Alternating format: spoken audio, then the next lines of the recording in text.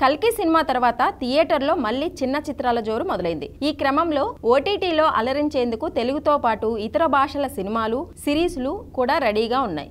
మరి ఏ ఓటీటీలో ఏ సినిమాలు ఎంటర్టైన్ చేయనున్నాయో చూద్దాం. మలయాళీ నటుడు పృథ్వీరాజ్ సుకుమారన్ నటించిన చిత్రం ఆడు జీవితం. బ్లెస్సీ దర్శకుడు.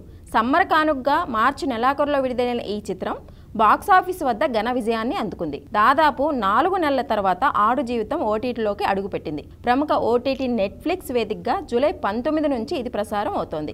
అంజలి కీలక పాత్రలో ముఖేష్ ప్రజాపతి దర్శకత్వంలో రూపొందిన వెబ్ సిరీస్ బహిష్కరణ. గ్రామీణ నేపథ్యంలో రివెంజ్ థ్రిల్లింగ్ డ్రామాగా దీన్ని రూపొందించినట్లు ప్రచార చిత్రాలు చూస్తే అర్థమవుతోంది. జూలై 19వ తేదీ నుంచి ప్రముఖ తెలుగు ఓటీటీ వేదిక G5లో స్ట్రీమింగ్ కు రెడీ అయింది.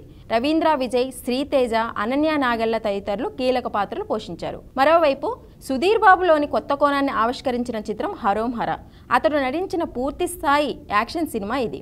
జూన్ 14న బాక్సాఫీస్ ముందుకొచ్చిన ఈ మూవీ ఈటీవీ విన్, ఆహాలో స్ట్రీమింగ్ అవుతుంది. 1989 నాటి చిత్తూరు జిల్లా కుప్పం నేపథ్యంలో సాగే ఈ చిత్రంలో మాలవికా శర్మ హీరోయిన్. లక్కీ లక్ష్మణ్, రవి కాలే, సునీల్ తదితరులు కీలక పాత్రలు పోషించారు. జ్ఞానసాగర ద్వారక దర్శకుడు. ఇక యోగిబాబు, ఓవియా, రోబో శంకర్ ప్రధాన పాత్రలో తెరకెక్కిన కామెడీ డ్రామా బూమరంకుల్. స్వదేశ్ ఎంఎస్ దర్శకత్వం వహించిన ఈ సినిమా మార్చిలో థియేటర్లో విడుదలైంది. ఆ తర్వాత ఓటీటీ ఆహాలో రిలీజ్ అయింది. ఇప్పటి వరకు తమిళ్లో అందుబాటులో ఉన్న ఈ చిత్రం ఆహాలోనే ఈ నెల 20 నుంచి తెలుగులో స్ట్రీమింగ్ కానుంది.